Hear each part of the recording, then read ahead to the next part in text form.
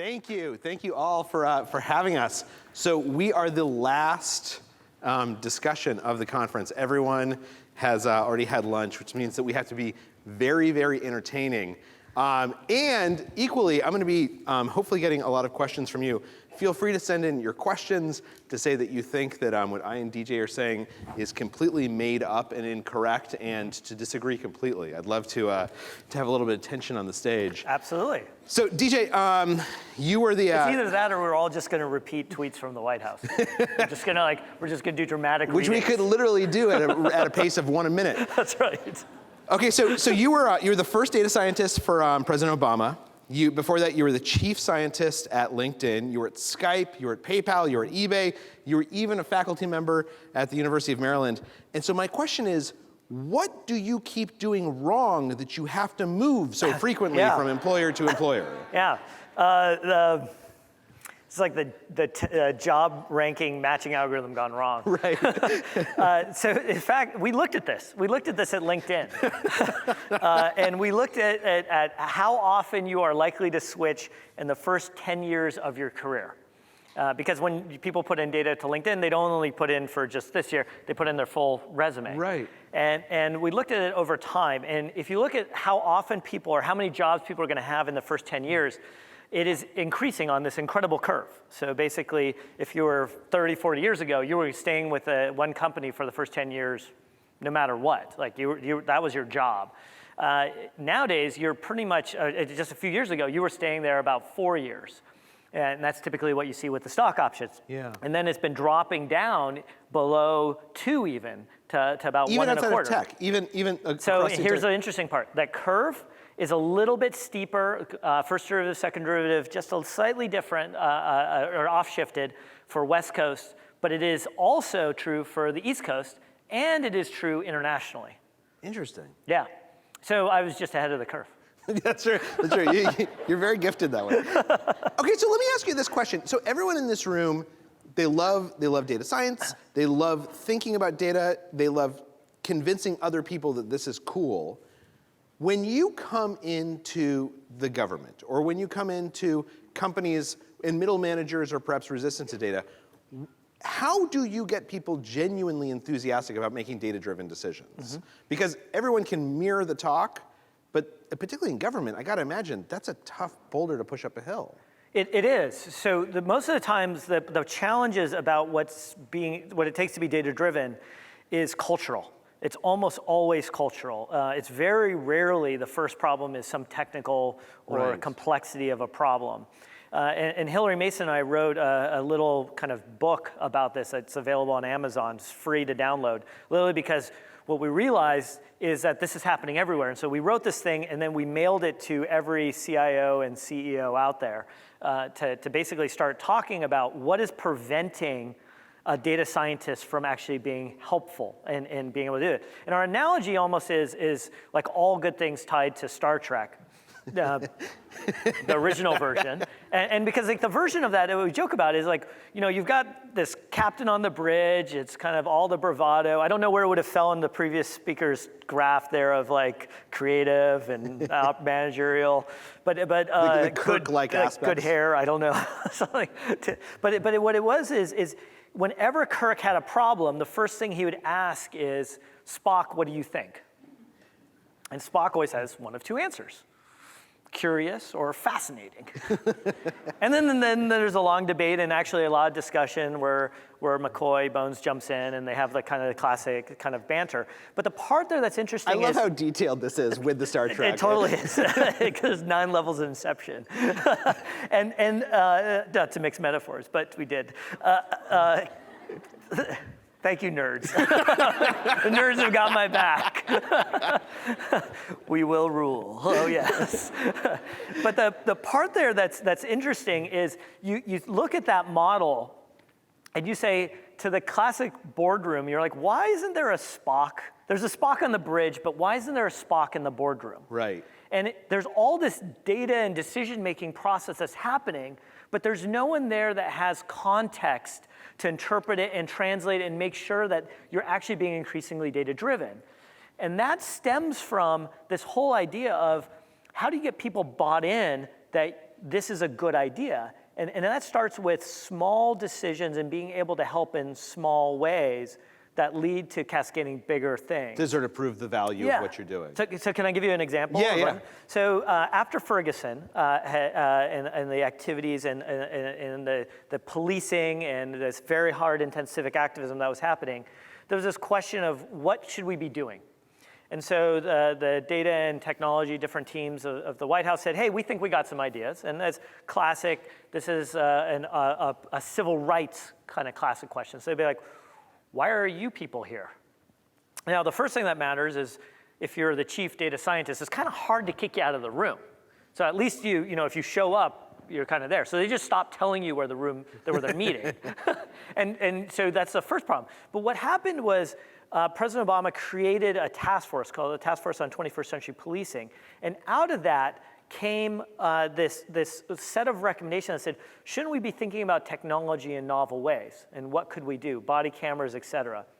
And so one of the first lessons is never let a good crisis go to waste. And now you've got this little bit of vehicle to say, hey, there's some changes happen. And so we started to ask these things of where people are doing interesting things with data and technology in the US.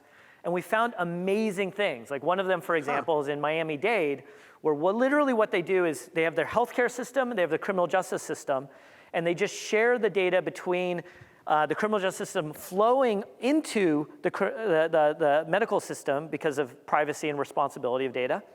And they're able to say, oh, these are the people that cycle through our system, our jails and our hospitals all the time. So if you see them, don't take them to jail. Take them to not just even the hospital, the treatment centers themselves. So just to put raw numbers on this, in the first year alone, it cost $1.5 million to train everybody. The first year alone, Miami-Dade saved $10 million. That's interesting. But the real measure is they closed a full jail. Wow. A couple years later, they closed a second jail. So like these things, and you say, oh, well, if that's working, why can't we scale that? And so then we start to work on the regulatory processes. How can we get people bought in? Super bipartisan, one of the most conservative governors, Governor Bevin of Kentucky, incredibly bought in, because this is not only a question of how to get the population healthier and better off, but also a question of economics. These are dollars that can't get back to people or pay for a park or a teacher or any of those things. Let me ask really quickly. Oh, sorry, let me add one thing. Oh, yeah. So once you do that, everyone's bought in. And I want to get back to Ferguson, because you had mentioned to me in passing that you guys had learned something really interesting. Let me just ask from the audience, who in this audience is the Spock in their organization? Like, raise your hand if you feel like you're the Spock. There's like one lonely person. Own it. There you go. It's a safe space. Everyone can admit things. How many of you think, though, that you could identify the Spock in your organization? The person that the CEO is turning to, that's taking advice, that's asking questions. Let's see. Very few hands. Like the fact that that everyone here thinks about data and does not know who the advocate for the CEO or for the president of that group is a little worrisome. So, and I want to drill down into how you empower a Spock. But with Ferguson, you guys actually learned a couple of counterintuitive things, right? Yeah. So tell me. Well, we learned all sorts of fascinating things. One that just came out the other day is when we started looking into where is excessive use of force in policing used. And we started to apply, we got a team from University of Chicago, the Data Science for Good Fellows. They come in and they kind of do a project to help a city or some other type of what we might label a do-good activity. And one of the things that happened is they started looking at what are the features that lead to excessive use of force. And in that, the first set of features is the usual suspects. Because remember, we should also point out, most of these officers are good. Right. Most of these officers are good people. The first set of features are, and so you've got a signal and noise problem. Yeah. Very much like it is trying to find the terrorists in the 9/11, kind of like, how do you find them in the chat, or how do you find them in all the population that's good? And the first set of signals is that they have a track record of incidents of accidents, complaints, and all the usual things. And then you kind of go down, and these things are sort of ranked in a weighting, think like bar graph of impact. And then in the middle, there's kind of two features that pop out. One of which is excessive use of force because correlated with the officer responding to incidents where domestic violence has happened and a child was present. Another one is that officers responded to a suicide call or multiple suicide calls. So what's going on there? And what happens? Well, in this case, these Spocks are actually in the police car with the officers. They're not some back office relegated to some place with only computers. They are in the field doing the real work. Just like Spock did, is like he's on the away team and not wearing a red shirt. Right, wait, blue, yellow, what is he wearing? Well, the red ones are the ones that die. Oh, gotcha. The classic red shirt. Too much? Too soon? We haven't even started talking about the White House yet. They all wear red shirts. It's almost beer o'clock. but what happens is they're tied in there, so they have context. Okay. And so what they realize is you go to one of these incidents, they are very physically messy. Right, there's violence happening, suicides are gory. I mean, this is really bad stuff. They're highly emotionally charged. You finish your paperwork, you finish, and then what does dispatch tell you to do? Go back out there. You pull somebody over who's been flippant with the taillight that's broken. And you kind of freak out. Yeah, which one of us, like, imagine this for a second of like, we can open up our phone right now and we can get a car on demand.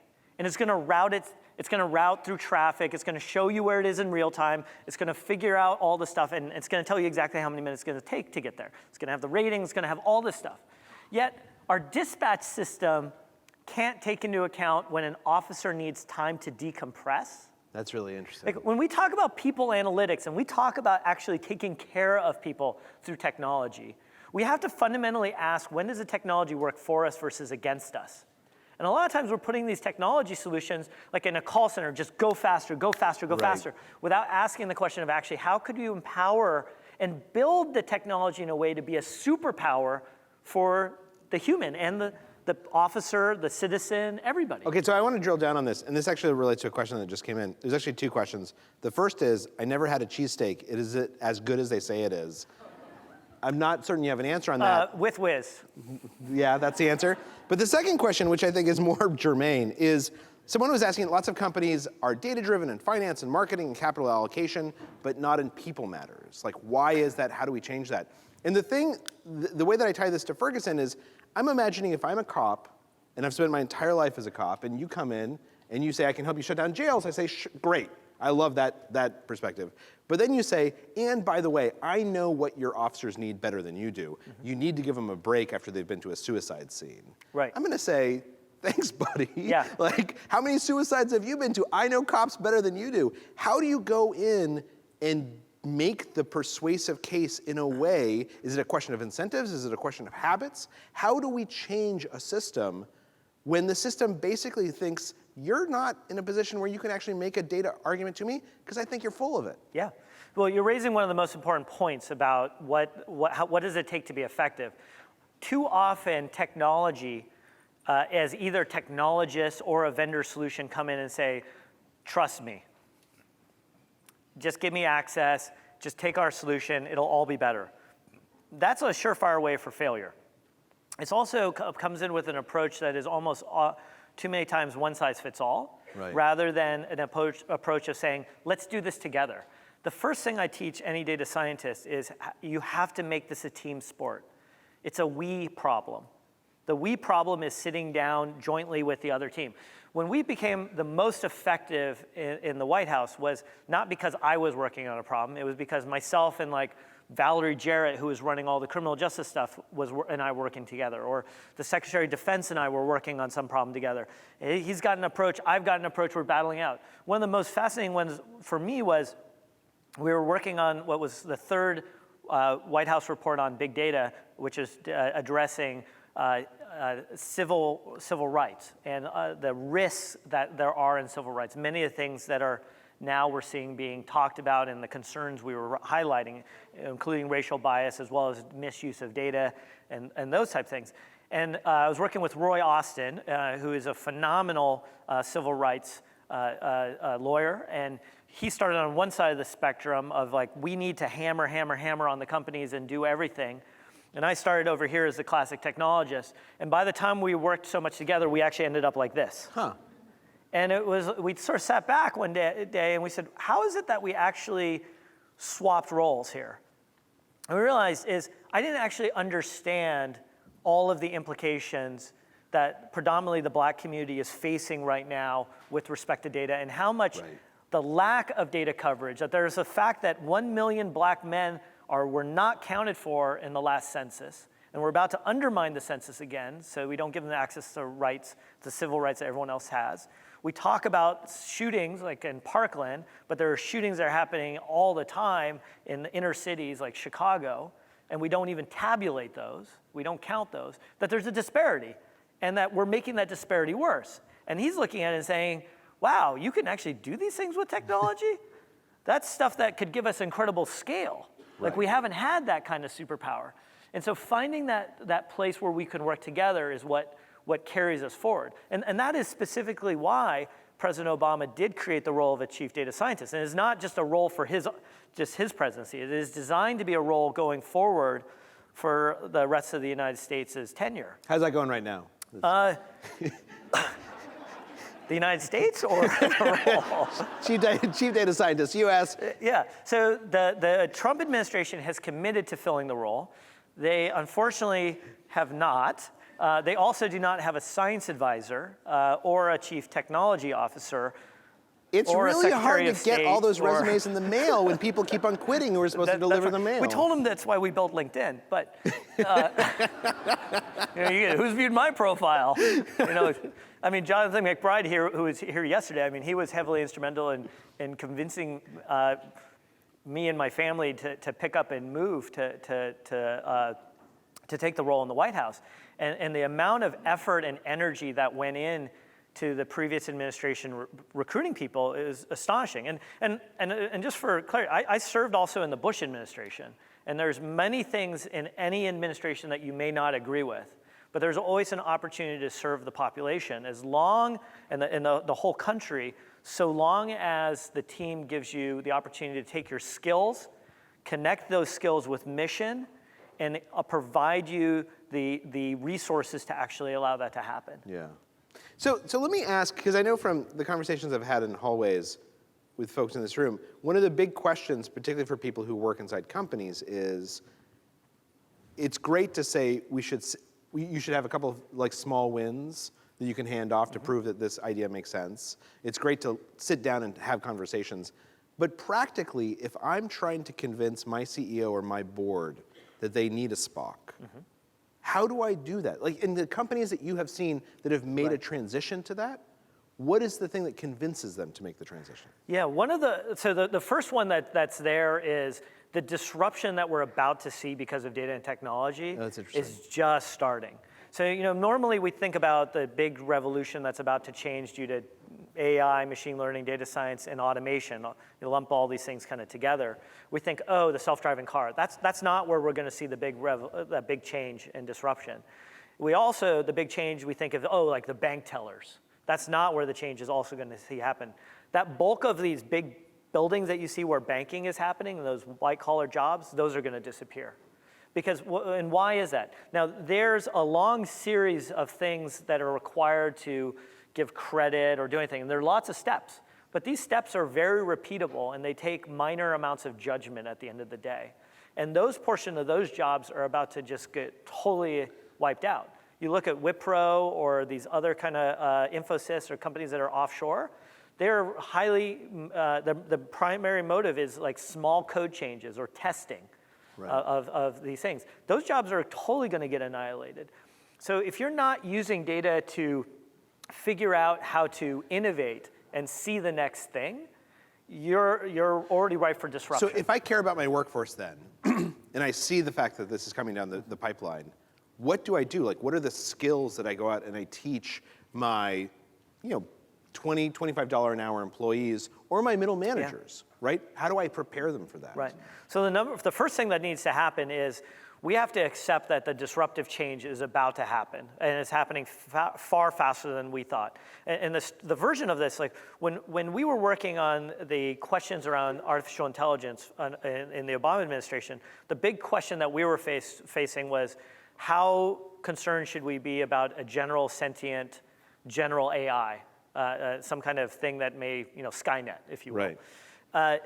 That version turns out that's not a problem in the near term. It's shocking that a bunch of nerds were like, the biggest concern is when the Terminator comes back in time and tries to kill all of us. That's right. We got to be ready for that. Have the plan ready. Well, that and also Ebola.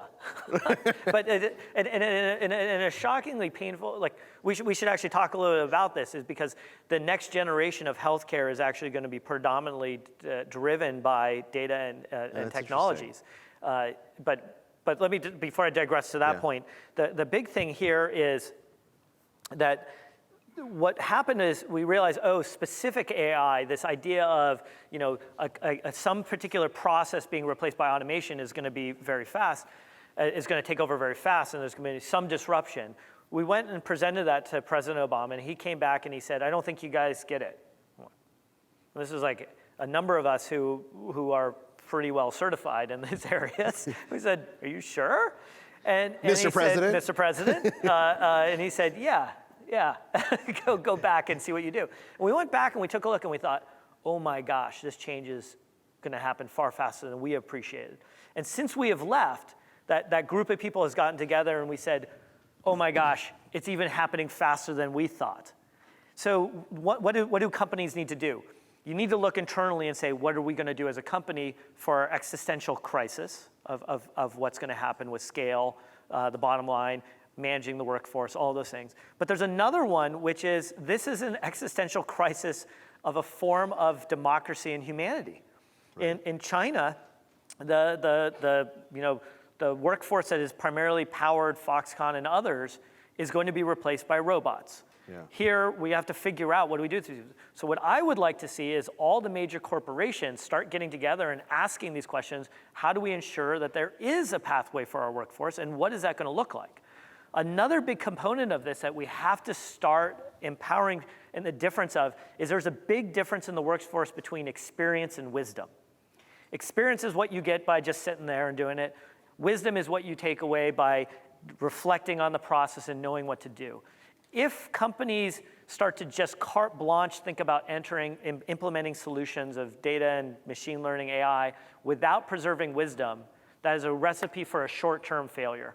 You'll get sort of short-term win. You'll get sort of the initial bump, and then you'll fall flat. Yeah. And it's partly also because the competitive nature of what we're seeing internationally of how companies are looking at things, predominantly the Chinese government, as they're investing in artificial intelligence and other aspects, is they're going full force on this to try to get that competitive edge. And that ties in with this question of tenure, right? The fact that if you're job hopping, you're losing wisdom when people are leaving. You're losing institutional knowledge. That's right. This is a question that came in. From working in government, what advice do you have about how to share data and see patterns across different parts of a very large organization? And I think to sort of piggyback on that, I think that underlining that is this question of when we're talking about these huge organizations, and we're trying to convince them, for instance, to work with academics. Right? LinkedIn, you were at LinkedIn. I'm sure you guys shared your data with academics all the time. No, we didn't. No. How many folks in this room work at a company that has data? Keep your hand up if you've handed it over to academics and said, see you in a couple of years. Yeah, a lot of hands just went down, right? And yet everyone in this room cares about that relationship. So I'll tell you exactly why. Yeah. So as and speaking as a former academic who was always trying to get this data, this is something that we have to do a better job on. Academia, we say, just give us the data and we'll see you later. There's really not a good, strong value proposition for that. The second is, and the companies say, well, okay, well, why don't you just open it up to everybody? And you open it up to everyone, and then right away, somebody comes back to you and says, look at how I de-anonymized your data. Look at how this happened. Look at how this happened. So inside the company, if you're supposed to go to the general counsel and say, look, we're going to open this up, this is not going to cause any problems, that's not going to sell. Right. You can't do that. And so you're going to get, it's a catch-22, and we have to find a better way to find the solutions for this. Now, what is that right way to do it? And Bob, who you heard of from Crisis Text Line, has taken a very interesting and good approach, and full disclosure, I'm on the board of Crisis Text Line. And so that's why it's really good I hear stuff. their board members are really smart. It's actually, Bob teaches me more than anything else. And part of what we did there is you create basically an infrastructure that allows people to come into your environment and work on the data, but nothing ever leaves. Oh, and there's increasing concentric circles of how people access the data with different legal and security protections, eventually getting to even the possibility of air-gap systems. So it's got no connection to the outside world. That allows us to have different markers and ways to actually construct it. The challenge where this gets into is the technologies that's required to actually build on those solutions cost money. And who pays for that? Who pays for the software licenses? Who pays for that? And we haven't figured that out yet. Does there need to be standardization in order for that to occur? Do the big companies need to sit down and say, this is how we're going to share with academics? Well, I think the first part is, yes. So not only do they have to share with academics, as we get increased repositories of large caches of data, there has to be a complete reframing of what does it mean as responsible to society with data. The United States historically has always opened up data. When you look at Department of Labor statistics, when you look at retail numbers, that data is given by Macy's, Sears, Target, that is rolled up and made public for the greater good of society, not just economists. Economists are the ones who had to work on it. If 40% of traditional retail jobs have disappeared because of Amazon, all that spend is happening on Amazon, what should Amazon be doing to open up that relative data to provide data back, or Uber or Lyft with respect to traffic in a city? They may not open up the direct data, but they have to open up direct products to help society interact more efficiently through the use or understanding of that they are getting from their data. So this raises another interesting question, which is not only how do data scientists become advocates within their organization for data-driven decision-making, but how do data scientists become advocates for essentially virtue, for using data in good ways? You had used a phrase when we were speaking earlier about how do you train data scientists to stop the line, right? To pull the and-on cord. Right. And the truth of the matter is that there was someone inside Facebook who saw the Cambridge Analytica researcher, who we didn't even know was working with Cambridge Analytica at that point, come on and download a bunch of information. They actually shut down his scraping or his data collection, and then he sent an email and said, can you please open it back up? I'm a researcher, and they said, sure. Right, there was someone in there who, if they felt like they had agency, could have stopped that. Now, I don't actually know if what he did was really so bad or what impact it had, but how do we empower the people in this room, the colleagues that we talk to become the voice of virtuous data within an organization or within the world? Yeah, so the first part is it actually starts with academia.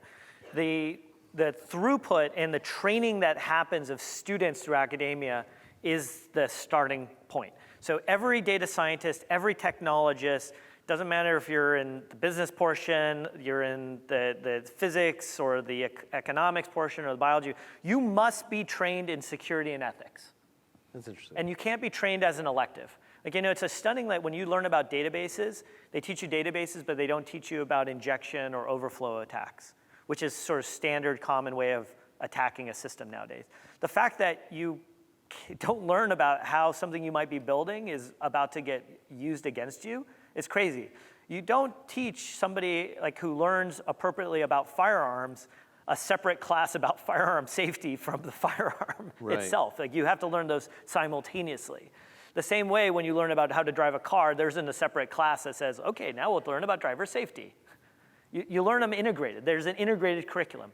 We have to ask, what does that integrated curriculum look like? And if you're in a training program that is not teaching you about this, you should be demanding it because you're getting shortchanged. The second part of this is about stopping the line.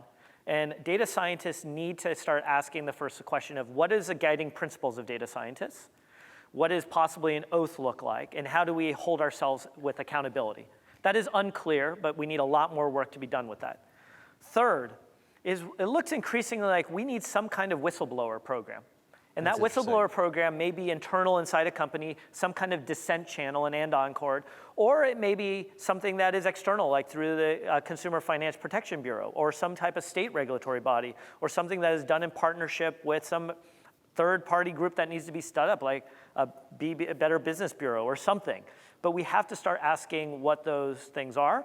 And there's 3 rules that we should be teaching all those people that be always asking about with regard to data. First, it's the golden rule of data. Treat this data better than it was your own data or your child's data, right? When you give up your data on a genetic test and your spouse gives up their data and a whole bunch of other people in your family give up their data, your child has given up their data, whether you like it or not. That's just the way the math works. So what are the implications of that? So first is what does it mean to have control of the data? 2, do you have clarity of what you have consented to with the data? And 3rd is what happens for remediation when you change your mind? Huh. What if you don't consent anymore? Right. Is it gone forever? Who has it? How many people in this room feel like their company or organization could answer those 3 questions pretty clearly? Wow. The Spock, the one company that has a Spock can answer the questions. A couple of others. Yeah. But I think that's a big point. That like, if this is kind of the rules of the road, Yeah. they should be easy. If it came to leadership and we said, what are the rules of the road for ethical leadership? I think probably everyone would know what those are. Well, if more so, think about when we go through a marketing campaign, the literal rigor that they put a marketing campaign through of the equivalent of user testing by putting it in front of different populations and asking, is there a problem here with it? Is this? And sort of all the efforts that happens around like a $100 million campaign. And even then, they still screw it up, like right. the Kyle Jenner example with Pepsi most recently.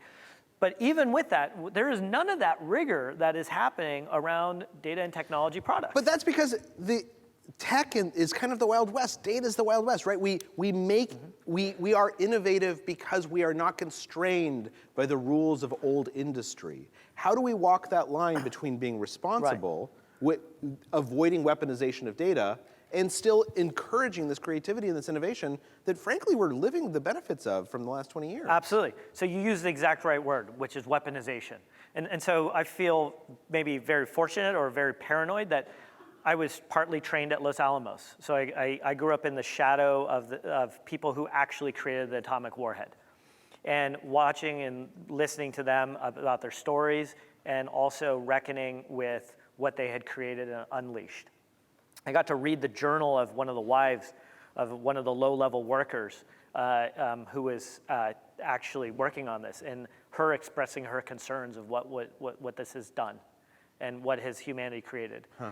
I had a chance to actually be in country in Uzbekistan, Kazakhstan, and Georgia, chasing down and finding where bad guys had bioweapons and seeing what we can do with the weaponization of biology and how you can, and you're seeing a version of what you're seeing happening in Europe around the chemical weapons. That's still very minor stuff. It's not even like what a true anthrax attack looks like or some of the other stuff. So biology and physics have gone through forms of reckoning. And we have seen processes put in place, not only locally for the pharmaceutical industry and others, or physics in the regulatory world that way, so they don't destroy humanity. But we are also still full charging on the race to cures. And we are constantly iterating and tweaking. We have to do a better job to go faster. I don't want to take any of that, but we also have to make sure we're not ensuring the downside implications. To mature the conversation. That's right. So, and it raises an issue that I've heard talking to a lot of people, which is the concern right now with the training data that we have, right? That there's a lot of evidence that as we're training AI systems, as we're training machine learning, we're using training sets that lead to racist AI, that lead to biased outcomes. And yet at the same time, when I talk to communities of color or underrepresented communities and they say, I don't want to share my data, they have very legitimate reasons. If we had put together a more thorough Muslim registry within this nation, it could have been disastrous after 9/11, right? We know that census data was used in the internment of Japanese Americans. The phone book was used by the Nazis. Absolutely, absolutely. This actually is one of the questions that was asked by the audience is, how do you walk the line between benevolent data-driven nudging and preserving individual freedom or difference, particularly when you have communities that we want to nudge to participate, but at the same time, it is a civil rights violation to force them, to compel them the way that Facebook has compelled many of us without our knowledge of handing over valuable data. This is you're talking about the problem that is where the focus needs to be. This is the crux of where the problem is. To put this in dramatic, let's just put this in right front and center. Right now, we have the most sophisticated medical system in the world. The most, by far, if you are middle-aged white male. Why middle-aged white male? Because if you're a middle-aged white male, you're more likely to live next to a major hospital, like top-tier research institution. Also, all the clinical trials were done based on middle-aged white men, not even women, not even other ethnicities. So the system already has a ridiculous bias function. Now, it's sort of the irony is for those that know about Henrietta Lacks, that the irony is that almost all of our research is based on the cells of a black woman. And that's why we have most of our cancer research. So we also have issues like Tuskegee and other places where we have done incredibly bad things with minority populations and their data and their bodies and everything that's wrapped into it. So one side of this says, if we were able to collect all this data together and we're able to responsibly use it, we are going to see unbelievable, profound improvements in healthcare quality. You know, just in the last few years, we have overturned our whole way we think about prostate cancer, we think about mammograms, we think about estrogen therapy. I mean, not just a little, like a complete overturning, because we started to get the access to a different level of fidelity of data. So we have that opportunity. How do we do it responsibly? That is the question that we have to figure out. What does it mean that there isn't access to data? So one is, in these healthcare systems, for any reason, law enforcement should not have access to that data. It needs to be just fully locked up. Second is, how do you make sure that when it actually is put together? Which, just let me say, that will be controversial because that means that there's probably a number of rape kits that we won't be able to find the rapist. That's right. Well, partly is because which also gets into this question of when I have big data, what point should I just be automatically going through that data to just find stuff? Right. And I know rape kits were talked about in the beginning of the day, which is one of the ones that we actually did put a bunch more money behind when we found out about the backlog of rape kits. But also, like when is and where is those databases set, and how do you access it? And that is unclear. We don't know how to do that. Because at what point do we say, okay, that's okay for rape, and then we get to a place and we say somebody is looking for just social deviance because of ADHD or something else. Like we start to fall into a eugenics trap very quickly of shades of gray. And we don't know how to do that. So the only way to do it right now is to make it binary. Because if we make exceptions, then we start to run into these problems right away where there's some process on a process on a process that gets us trapped. So we're almost out of time, so I want to ask one other question. So let's say we're having this conversation 5 years from now. Everyone in this room still looks fantastic after another 5 years of aging. We're celebrating our first black or woman of color who's been elected president of the United States, and the entire Congress has been turned over. Everyone is a data scientist. They all take this seriously. There's a Spock in every company. What are we talking about then? In the best case scenario, what's the most exciting thing? What's the thing that you're really excited about that occurs 5 years from now or 10 years from now when the promise of this and the basic fundamentals of it have been worked out? Yeah. The biggest thing that I think is there is we are moving to really truly build the superpowers to empower real people, whether it's people working or so like Bob was talking about this morning on the crisis text line. is if there's a counselor who is waiting for the next text message to come in, there's a long queue of messages they possibly could pull, and they need to get to all of them.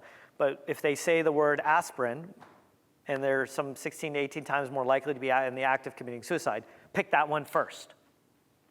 If there's a way at which we're trying to figure out how do we get tailored medical treatments to people in time, critical time, how do we allocate those resources optimally to get people the care, like in the case of Miami-Dade is doing, to get people to the right services at the right time. We're no longer talking about just studying the data. We're actually implementing what I would call data products. We're actually implementing real solutions that leverage data. Now, when we say a data product, most times we think, oh, there's lots of graphs and charts. Real data products facilitate the end goal through the use of the data. Self-driving car is a data product. The smart thermostat is a data product. All these things, but they're doing it in a way to transform our society. But we're also talking about this in a very specific way that says these products are benefiting everyone.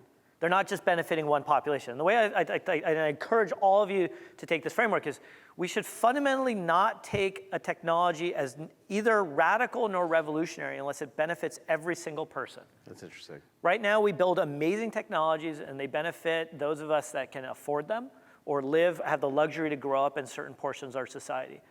But there are kids and there are populations out there, including the kids in Syria, as well as the kids in Detroit, who don't have access to water, or the kids in Puerto Rico who haven't been in school forever, or kids who just are in an abusive system because of foster care did not have the oversight to look out for them. Right. We need to have that technology fill in those cracks rather than creating cracks. DJ, thank you so much. Thank you to all of you for having us. Thank you.